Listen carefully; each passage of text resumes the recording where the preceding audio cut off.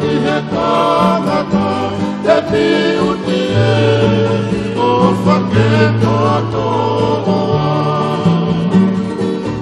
Wisata ahine o whakawhehi o lapa o kupohea mai e me poa.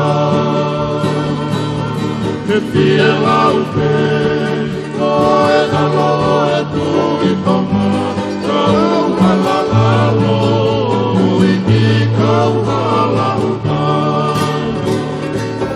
He kākamo e wisa e a te loa.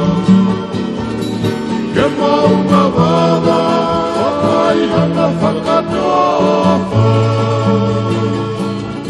E kosi I lupeni, a pakapapuna te hawa, e nisa I kae, e I kai hakata.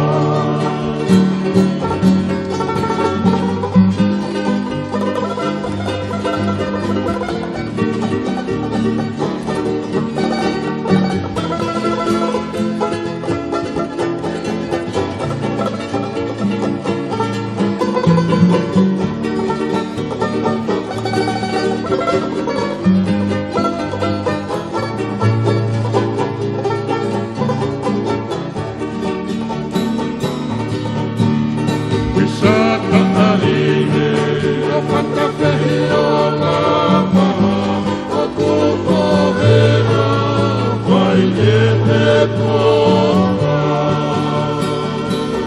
He whia